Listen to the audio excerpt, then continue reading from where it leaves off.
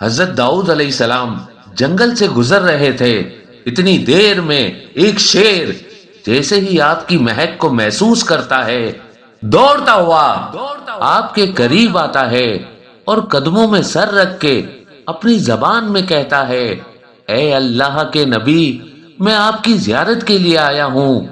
حضرت داؤد علیہ السلام نے شیر کے سر پہ ہاتھ رکھا اور دعا فرمائی۔ پھر وہ شیر کہنے لگا، اے اللہ کے نبی، اگر آپ کی اجازت ہو تو ایک سوال پوچھوں؟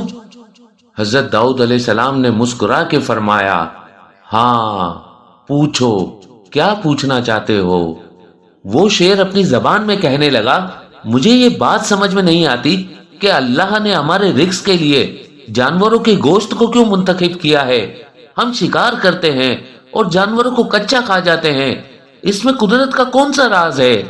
جیسے ہی شیر نے یہ پوچھا تو آپ نے فرمایا، اے شیر، دیکھ، اللہ نے اس پوری کائنات کو کائنات سے جوڑے رکھا اور اس زمین کی مخلوقات کو مخلوقات کے لیے راہ ہموار کرنے پہ ماتحت کیا۔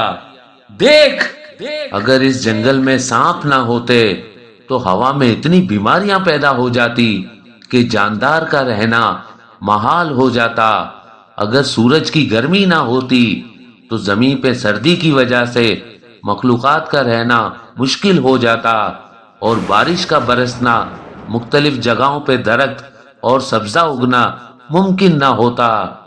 ویسے ہی اگر جنگل میں جنگلی جانور نہ ہوتے تو سبز پتے کھانے والی مخلوقات اتنی تیزی سے اپنی نسل کو بڑھاتی کہ زمین کے سارے پتے کھا جاتی اور اس جنگل میں کوئی بھی سبز پتا باقی نہ رہتا۔ اللہ نے تمہارے رزق کو جانوروں کا گوشت اس لیے رکھا تاکہ تم اپنے رزق کو حاصل کرنے کے ساتھ ساتھ اس قدرت کی حفاظت بھی کرتے رہو۔ لیکن یاد رکھنا، رزق اتنا ہی کھانا جتنا تمہاری ضرورت ہے۔ اللہ نے اس زمین کو تمام مخلوقات کے لیے نعمت رکھا تاکہ ہر خلقت دوسری خلقت کے ساتھ اس قدرت کو چلا سکے۔